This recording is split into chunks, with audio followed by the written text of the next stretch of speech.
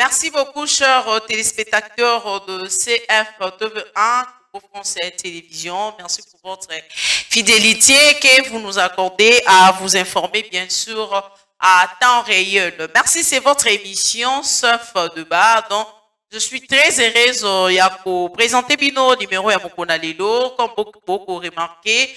Nalinga mon côté, Nalina Prophète Eka, avec lui ensemble.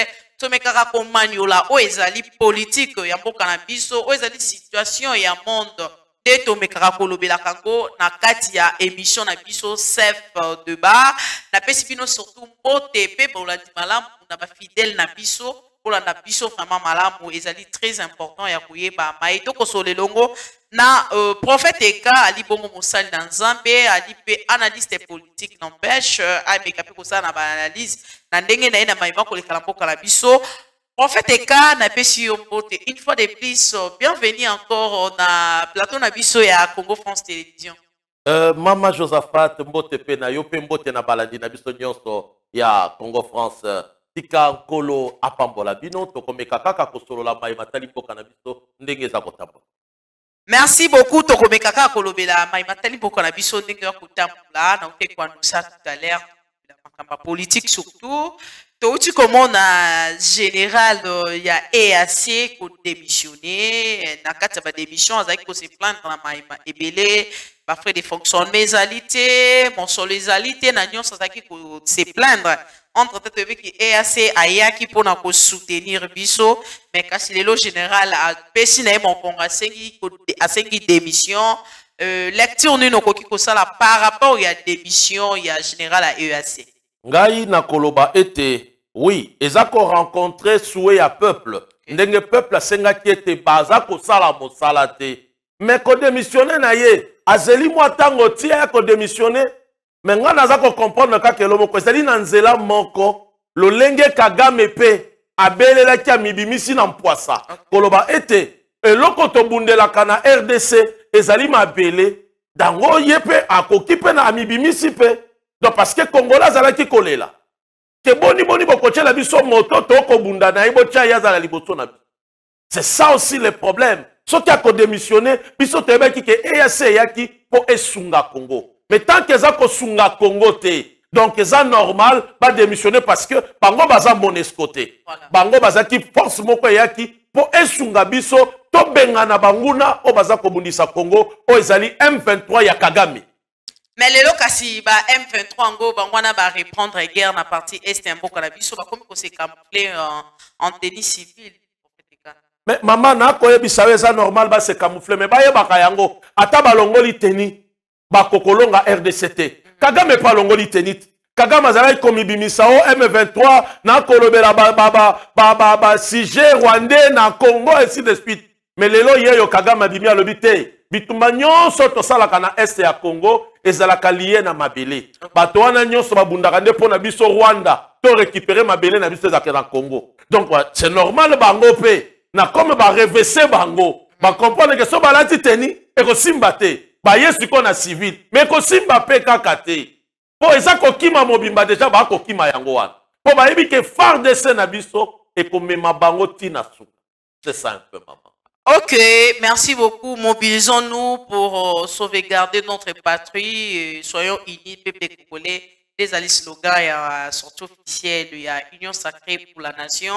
Tout le monde y va parti politique et belle qu'on s'est mobilisé.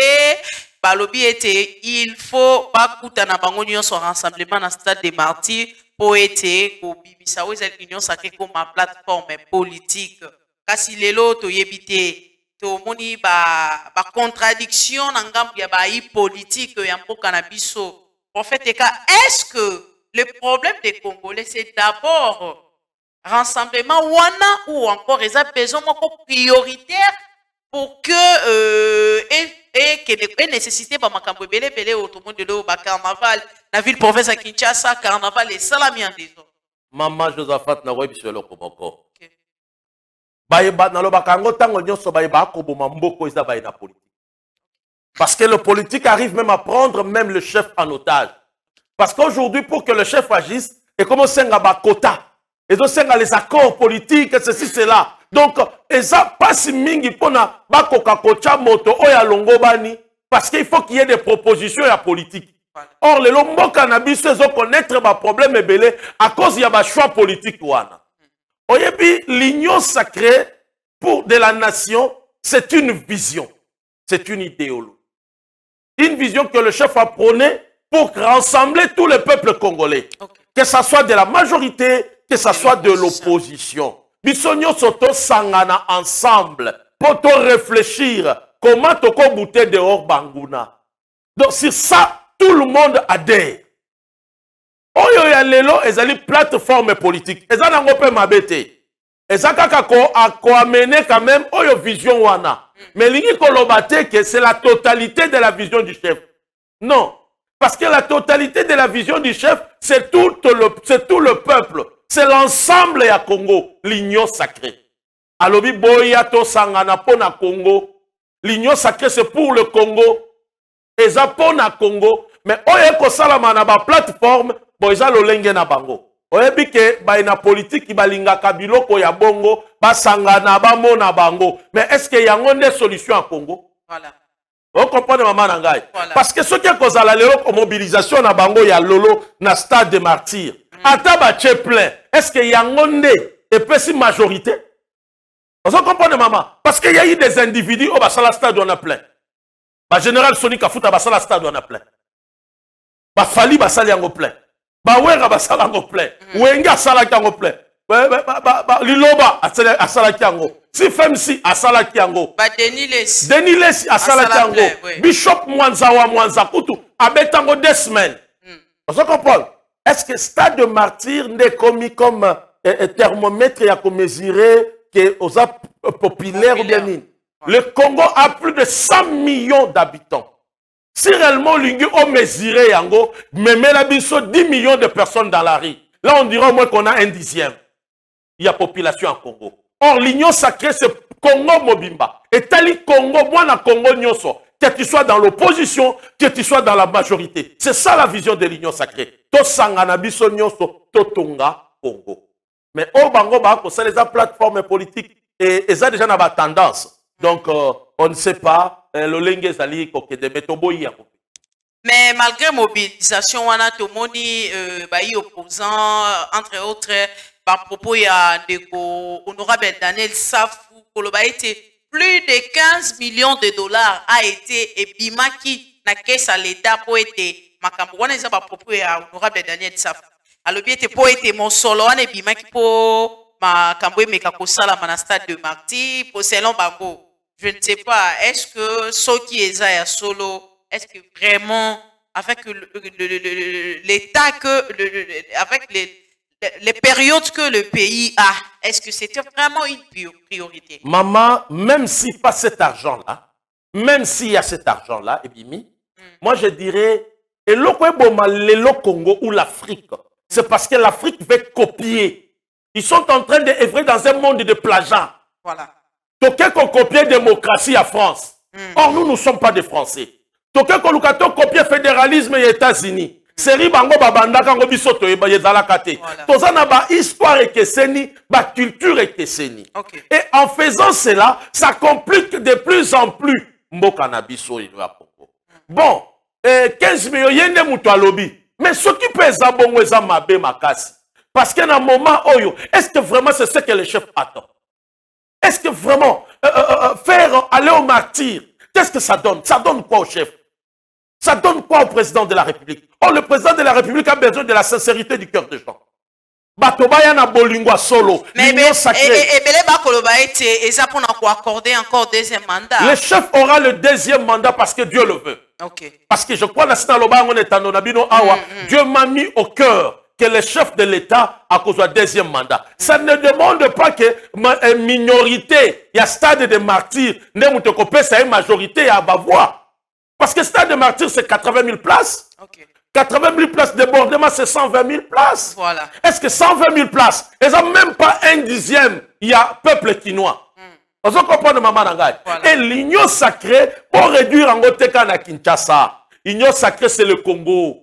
Bana mboka nyonso basangana pona Congo ekende liboso. eza kaka te pona pouvoir. C'est eza idéologie moko boye. C'est comme tout le monde a comme koloba le peuple d'abord. Le peuple d'abord, état de droit. C'est ça idéologie. Il faut tous là-bas. Bato bazako kangamana ba idéologie que bato bazako kangamana bato. Yango ekoboma mboka na biso. Soki keza 15 millions bimi. C'est regrettable parce que les Congolais sont en train de souffrir. Tout on a des problèmes à courant, ba cabine za ko kufa et c'est un mongo, mais je ne pense pas que ça bongo parce qu'on est à Maloba Daniel Sapo. C'est surtout que c'est un député de l'opposition aussi. Bon, quand on a député opposition, ça ne t'empêche pas de dire la vérité. Voilà. Hein? Et ça ne te donne pas aussi le droit de nous dire le mensonge. Okay. C'est là,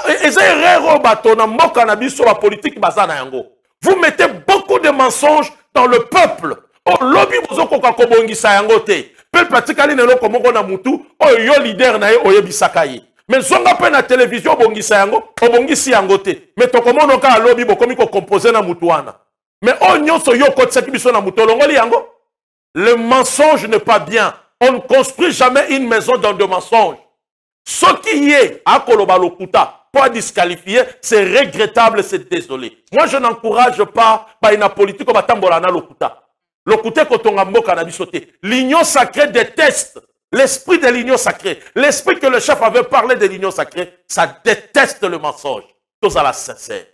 Nambo Kanabiso, tous à la sincère. Et l'autre Mambo Kanabiso Lelo, c'est parce que les gens ne sont pas francs avec le Congo. Même ceux qui sont dans le Congo, même nos alliés, même nos partenaires, ils ne sont pas francs avec le Congo. Que ce soit les Américains, que ce soit les Français, que ce soit des Anglais, des Allemands, ils ne sont pas francs. Parce que ils vont financer, ils vont soutenir M23 Kagame et Zabango. S'ils étaient francs avec nous, ils devraient venir à la porte, tout droit vers nous et négocier ce qu'ils ont besoin. Et je crois que le Congo n'allait pas leur refuser. Mais crainte des Akaka, parce qu'on retrouve toujours de mêmes figures qui ont travaillé avec les régimes passés. Entre-temps, le chef de l'État a très bien prononcé que le Congo doit avancer. Le peuple d'abord, par rapport à ma vision ébélée à Katia Union Sacrée. Mais quand on a crainte des Akaka, ma figure à Kalanyo, ça va tout. Il y a Union Sacrée. Et comme lié des refuges, croyez-vous que l'Union Sacrée de la Nation, écoutez, selon vision chef de l'État, envoya de figures anciennes. Yango moninga na lobaka, baibako bomamboko baza na politique. Parce que yango za komona, eko za la passe mboka e décoller. Po bango ba koluka ba santé financière na bango. Or le peuple qui souffre, peuple a kotinda bango a causé quelque chose de bien. Ekoyate, po bango moko nanu, ils ont des problèmes, ils ont des contentieux avec le peuple. Yango moni esika nyonso likambo moko ya pouvoir ezali et ils sont là-bas. Au mona ba figure asikate, okuta bango kaka parce que bazana ba contentieux. Ba yebi ke soki batiki et aussi mbate. En même temps aussi, to condamner bangote. Parce que mboka et lobby congolais nyonso. Et l'incolobate ke ba nyonso bazaki na régime passé bazaka mabe. Et l'incolobate ke régime passé nyonso ka nde mabe. Non. Vous comprenez maman nangai. Et ça na ba eba misusu pe bazaki malamu. Mais peut-être dire marche moko sala qui pas posé acte ya mabe. Yango moni sikanga na lobaka, il faut pas seulement s'attaquer à Kabila. Il faut s'attaquer au Kabili, au système Kabila. Parce que dans le système Kabila, on retrouve aussi nos frères congolais. Baoba bomi, baoba yibaki, baoba détournaki. Yango inyo saka kobo yane motote. Tozana besoin ya moto nyonso. Aya acha lobo kone pona Congo kende liboso. Mais bato basala déjà mabe croyez-vous que bakoya na ba idée ya malamu na kati ya nyonso. Maman, pourquoi ezaka koki mate bako banga peut-être IGF azana sima Rolande. Pourquoi refuser mon repentance? La repentance c'est anormal. Quelqu'un peut se repentir aujourd'hui comme Otonasika. Aboyi pe makamwa mabe. Non non mona ba criminalité atiki pe crime abongoli motema bazali. Même aussi sur le plan politique. Mais eloko eza motuya. La sincérité, un amour sincère. La sincérité du cœur. Est-ce qu'il vient avec la sincérité? Voilà. Est-ce qu'il vient pour servir le Congo ou peut-être pour se servir eux-mêmes? C'est ça le mal. Tomoni Bongo na fonction publique, ministre Jean-Pierre Liaou a outre suspendre deux secrétaires généraux parce que numéro matricule entre temps les personnes ne travaillent pas pour remarquer l'élo avec suspendre Bango. Que pensez-vous par rapport, il y a décision et un ministre? Oui. Ce qui est Ali Bongo, maintenant, il dit que IGF a aussi le rapport déjà. Il y a 65 millions de dollars. Oyo échappe à l'État à cause il y a la fonction publique, à cause il y a dédoublement de matricule, à cause il y a agent fictif. Et le Bama Kapen, moi, Namboka nani professeur il y a justice nani Luzolo Bambi. À part là Kapen yango, ce qui lelo pas aussi dit yango ko sala malamu. Obi combien de Congolais baza koluka musala? 65 millions, et que ça peut payer combien de Congolais? Les loba professeurs baza kolela. Les professeurs se retrouvent à 850 $. Mais ils donnent la connaissance.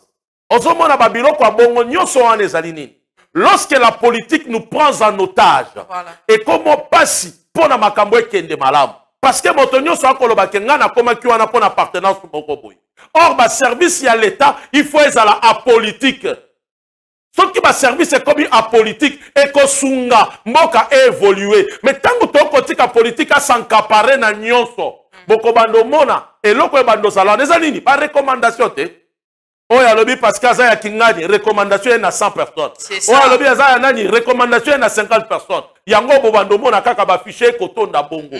Ba e oyo campus ISC ISTA Inilu Ifasik asilisi basilisa bakoluka musala bakozwate. Voilà. Donc comme ko senga na moto il faut pas imposer yo. Il faut que nous soyons marqués de la bête, il faut qu'on ait un parti politique.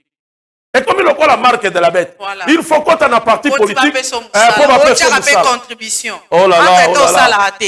Makambo ya bongo nde kobuma mboka. Tolinga mboka. Toteka mboka te. Tokanga mboka en otage te. Yo Congo saleli yo meloko nini yo sale la Congo.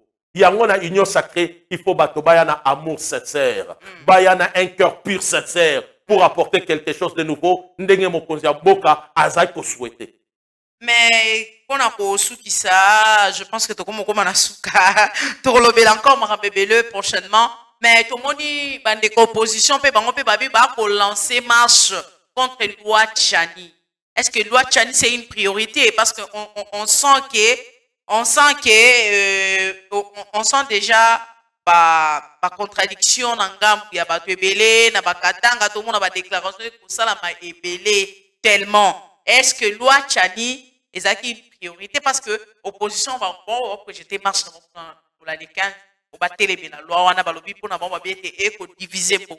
Oyebi, bakobanga nini. C'est ça le problème.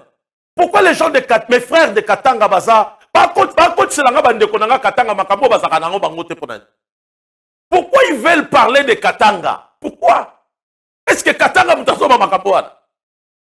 Est-ce que loi Tchani Zakaka visait Katanga? Non! Katanga, ce sont des Congolais. Vous comprenez? Bato batika ko instrumentaliser bato. Eza mabe. La loi Tchani est important. Loi et se créaka na o etali ba circonstance. Loi et se créaka na ba événement. Voilà. Ba moment. Parce que dit en réalité tobika to tu comme on a mikoleleka qui un officier supérieur d'armée à Kimi a quitté le Biéwana à Kenaïna M23. Mazala qui a mboka ya biso. Si comme on voit biso nini. Bon on a dit que loi wana est nécessaire. Bolingi bate ya bino ndenge nini. Bon comment on a ngoté. Et vous devez savoir que les enjeux politiques il y a Congo. Ndenge zaleli, il faut protéger la souveraineté. Il faut protéger le Congo. Congo est entouré par le 9 frontières. Et Congo est envié. Conférence de Berlin, bakendaka po basaba, balobela makamwa bambo kebele, mais ba oumela po na Congo parce que les enjeux qui est au Congo. Mais la richesse du Congo. Mamadou Ndala tika là on n'a jamais de père et de mère quand même il a battu les bons combats. Maman, est-ce que ceux qui balobi na yo que on a la chef de l'État faut la de père et de mère. Ba boyi yo mutobota ma 50-50, balongoli yo congolais. Est-ce que seulement et bengamika ke mutu nyonso pona sunga Congo, il faut qu'azala azala président de la République. Est-ce que pour aider le Congo, tout le monde a papa Mbemba Saolo na Mboko, tout le monde a Kansebu, tout le monde a Fonchi, tout le monde a Nuelu, Takizala, ils sont nombreux. Est-ce qu'ils ont présenté l'ambition qu'a la présidence? Aider le pays, ce n'est pas seulement être président de la République. Ce n'est pas seulement ça. Tu peux être un grand commerçant, qui donne de l'emploi, qui donne de travail au peuple congolais, qui nourrit les Congolais, mais sans pour autant avoir ces ambitions-là d'être président de la République. Voilà. On peut protéger, on veut protéger notre souveraineté, le sacré du Congo. On veut protéger le commandement du Congo parce que tu as envie. Le Rwanda yewana, un officier supérieur à Tiki na yalobi na Longwe, na koti na nga kota Kagame pona katele mabele. Dis-moi un peu. Et tout ça, ça ne vous interpelle pas qu'il faut me protéger Congo. Et alors les propos de Kagame, Kagame a déclaré parti Tabiso. Mais c'est ça. Par propos à Paul Kagame. Ça vous effraie pas. M23, c'est un Rwandais. Tout ce que Kobandana, Omoni Afdel Tangwaye, Ayeli Biso Batouana, Laurent Désiré Kabila, à Sosoli, à Bengani Bango. RCD, de RCD, ti na nini CNDP, CNDP, ti na M23, ça ka yelo komoko. Bako changer ba combo, bako changer ba système. Batowana nyonso, ce sont des Rwandais. Parce qu'un Congolais ne peut jamais vendre sa terre. Un Congolais ne peut jamais céder sa terre. Objectif na bango yango Kagame alobi eza bitumba ya mabele, bitumba ya mutu alobela ka bango ye Kagame. Pour parler nyonso salami na Angola, na Kenya, partout là, qui partait c'est Kagame non? Mais Kagame alobi bitumba na ye ezalaki ya mabele. Alors to bandi ko zo bango nyonso wana, o babundaki pona este wana, bango nyonso wana, ce sont des gens qui travailler pour Kagame, ce sont des Rwandais. Et ils veulent voler, ils veulent balingi ba bancaliser Congo. C'est ça leur objectif. Alors dans le lenge wana penza mama, yo komona te que ceux qui te lobby, to protéger souveraineté, to protéger ba clé, ba poste clé à Congo. Mais toi comment l'église catholique est allée contre les lois wana et Tchad? Baza libre, c'est la démocratie, total en boka démocratie. Mais l'église catholique, ce n'est pas la totalité du Congo. Et la totalité à Congo. Vous comprenez, maman? C'est la loi. Et sa proposition de loi. Et ça n'a pas de problème. Patika Koko, c'est la bande de Konanga et Bachombe. Patika Koko, ça. Les Katangais sont des Congolais. Ils sont pour cette loi. Vous comprenez? Les Congolais. L'église catholique, comme on a déjà Makamde Kokende, ça risque de diviser le pays, ça risque de balkaniser la partie à Katanga. Les Congolais, to kabwana te pona ba politiciens. Les politiciens ba kolinga ko utiliser biso comme ba marche pied na bango. Le pays est pris en otage par la politique. Ce qui m'a cannabis est kokende na kokoso lelo, c'est parce que ba politiciens ba sincérité. Cette loi, moi je ne vois pas et si ka e kobo ya na Congolais. Bako protéger kaka. Bako protéger.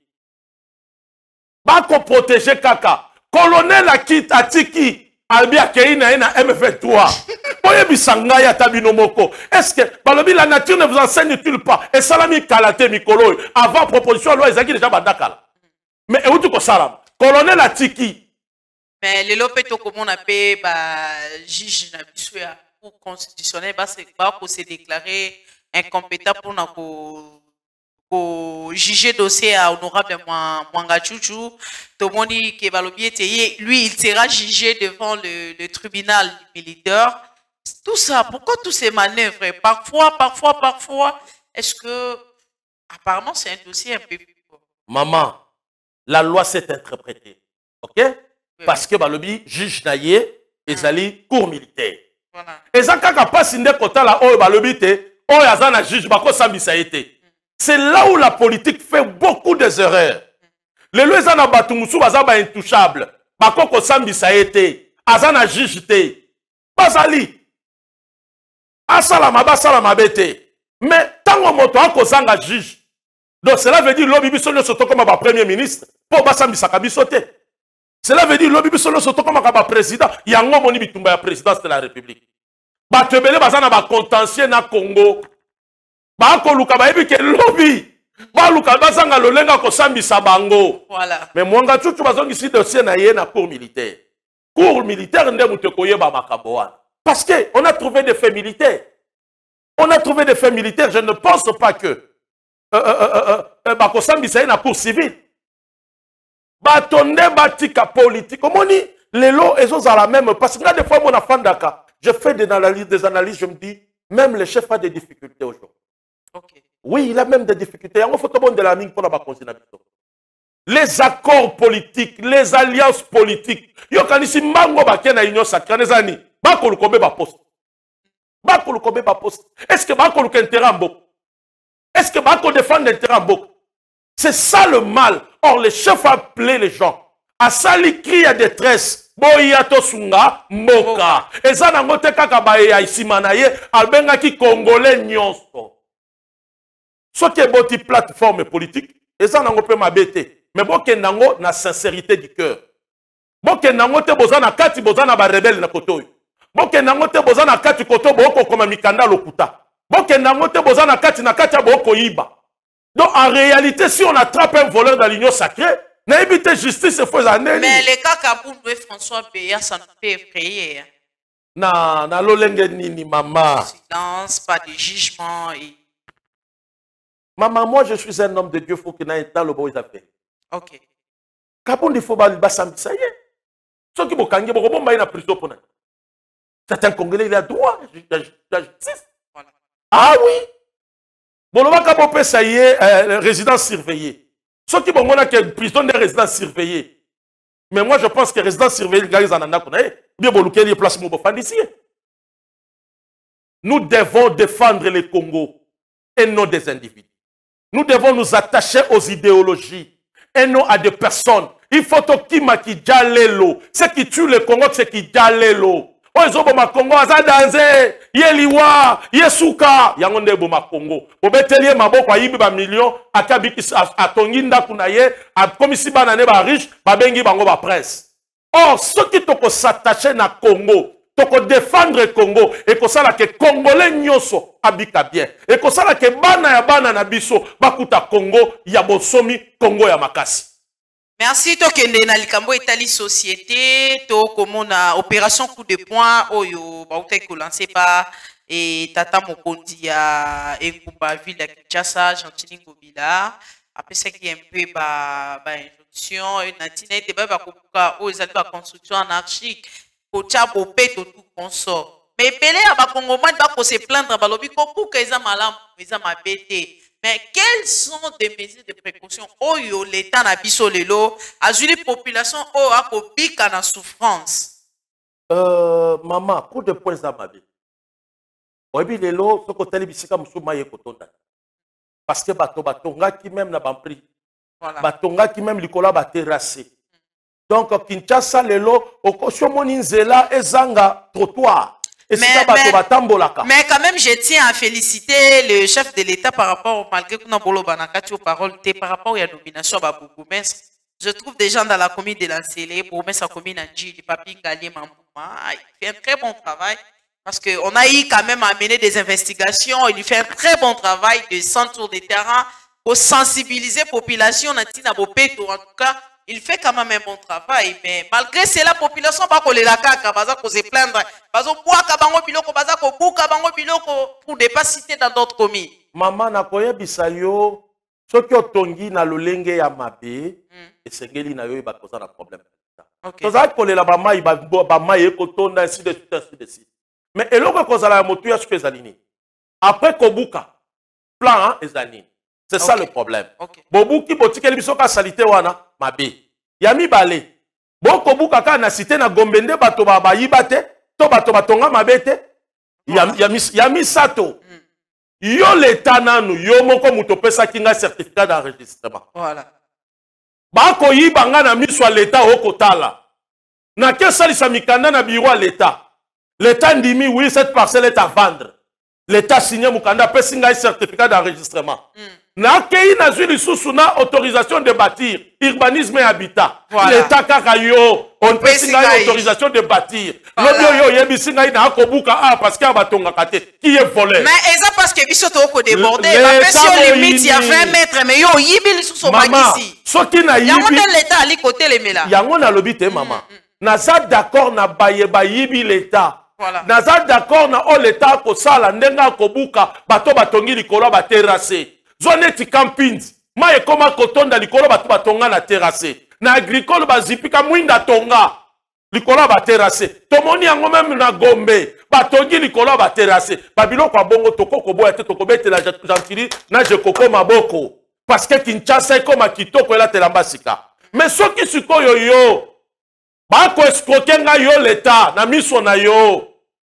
Na ke kosomba lopango, na ke na bureau quartier l'État lobi na ngai. Lopango wana ya kosomba, na sombi. Na ke na commune ya kosomba, na hôtel de ville ya kosomba, ba pesinga na certificat d'enregistrement. Tant on a bandi kotonga étage na ke pe na zuna urbanisme habitat, autorisation de bâtir, bandimi. Si malobi l'État yo kobuka ngai, nani ha moyini?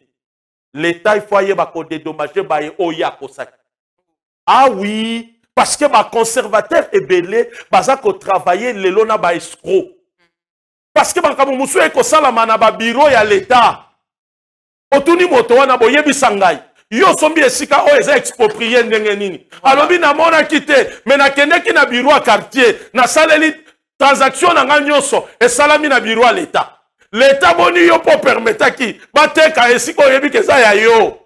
Dona kata likambo yo, l'État ayeba kobanza pona bana na ye oyo ye alekisa ki ba escroquer bango. Bazali pe. Eza pe na ba ya mitema mabe o batonga na bisika ya l'État. Bazali pe. Voilà. Mais eza pe na ba ye bakosi bango pour l'État. En tout cas, je vais demander à Christian Touré si il est prêt avec les images. Il peut nous balancer quelques images à Bougumestre commune Njili par rapport aux opérations de points. Comment est-ce que va travailler pour évoluer? Mais si prophète malgré cela, la population si le problème est la population. Tout le monde qui n'a une double bengani ba maman ba teka on a te ba assainir place c'est comme propre. Maintenant ba marché, bazo qui m'a fait balobi na kati ba wenze comme tellement cher pour azouamer ça. Mais maman, nyonso wana te. Tango yo o kobengananga, il faut prévoir. L'État, c'est la prévoyance. Gouverner, c'est ça. A ko prévoir pour na peuple na yo ko bimisa biso libanda fo bongisa esika pona biso lelo to komona ba wewa batondi na nzela ba koma ko kangati na nzela ya moyen mutu ke kote zo zala te ba mbutege mutu ezani wewa za na parking te mais bo futi saka 500 francs ya parking ni botongela yi. Or l'État za na ba espace belé surtout les camps ya taxe wana ya quittance wana. Et puis lelo okokuta moto na moto akopesa prix na ye. Voilà. Malgré gris tarifaire pour matali transport. Et comme il y a le moment à distance à 500 francs, et ça a shooté. Nous c'est comme à 2000 francs, 1000 francs. Salaire en y a boni l'État à couper sa biso. Pour bato koto, ba doubler, ba coupon ya paye. Moi, on va circuler kaka na bango wana. Tu comprends bisangai. C'est là où il y a le problème.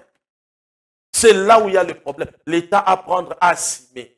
Voilà. Oyo atamboli mabe ako supporter mbano ye parce que donné te ba musu babuka kina na selembao na bambole ba comment bien panneau ezalaka na espace expollué espace ya l'État kotonga te. Voilà. Mais omoni moto ya tongi tango ba babuki yo kolo ba foti na biso bazongi sela pa ba misu mbongo ba misu pe bazongi seli mbongo ye pa ke koteka ma ke koteka la na bureau à quartier. Autour Moutouana, on a un certificat d'enregistrement. Mais l'État, il y a un complice. On permet de escroquer. On va dire que bongo. Tango déjà l'État a accompagné au Likabone comme illégal, non? Voilà. Yango wana te l'État il faut attendre makambo wana. Aye ba kobanza. Pour ça ba misu c'est cause à la décote finale là. Ba misu cause à la moi chance na ya tout encore la pesa qui est. A sombi moi wana. Yo l'État on s'associe na ba escroquer. Bah, yo moko liso pesi certificat d'enregistrement. Ouais, un collègue ça que mabele wana et il mabele malamu et illégal. Si malobe ko buka tu ko tota confiance nana.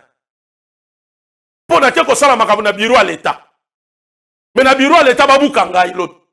To pesa sko confiance na nani. Yango coup de pointe ça mabete. Voilà. Mabete mais to sala ngona lolenge lokobani. Voilà, tout ça, on le langue Longobani. Merci beaucoup, Prophète Eka, et surtout pour votre disponibilité. Voilà, nous sommes arrivés à la fin. Votre mot de la fin. Bakongoma va retenir nini. Bandekonabiso, Bali, na niveau à diaspora, va retenir nini. Tolinga Congo. Tolinga Congo, Tolinga Congo, sincèrement. Totika kosala ba culte de personnalité. Voilà. Tokima yango pito. Parce que yango ekosunga Congo te. Tozala sincère avec le Congo. Parce que Congo le plus grand héritage qu'on va léguer à nos enfants, c'est notre terre, le Congo. C'est notre terre, Congo. bongo va démonétiser quand bongo perdra la valeur mais ma belé ne perdre valeur alors to bundela ma belé na biso ya Congo cela veut dire to lingana to tika ko fingana to fanda ne sika moko to landa mbela o bokonzi mboka lobaki union sacrée de la nation et l'obité que boya kaka pona yete mais to sangana to mais balobi ba ko démontrer démonstration wana ezali plateforme comme plateforme musupe kobotama OK plateforme musupe kobotama eza plateforme merci tout le monde a union sacrée au-delà de cette plateforme merci au-delà de ça tolinga Congo tolinga Congo sincèrement tomitunaka qu'est-ce que je fais pour le Congo merci. Parce que Congo sali yo za la congolais mais eloko nini yo au saleli Congo aux étrangers étrangers. Il faut être sincère avec le Congo. Merci. Parce que le Congo a produit beaucoup pour vous. Mais qu'est-ce que vous produisez pour le Congo? C'est ça un peu vraiment ce que j'aimerais que les Congolais, to ba paya, to ba ndeko, ba yeba ko retenir na mitu na bango to qui ma kilte de personnalité. Merci beaucoup, toi qui ma kilte de personnalité, pardon. C'était là le mot de la fin de notre invité, Prophète Eka, que je tiens déjà à remercier pour votre disponibilité. Merci, maman. Merci à vous, très chers téléspectateurs, pourquoi pas à nos internautes de congofrance.com. Merci également à Christian Touré qui était à la régie. Merci à toute la grande équipe technique qui nous ont tenu compagnie. Voilà. Vous étiez là derrière la caméra.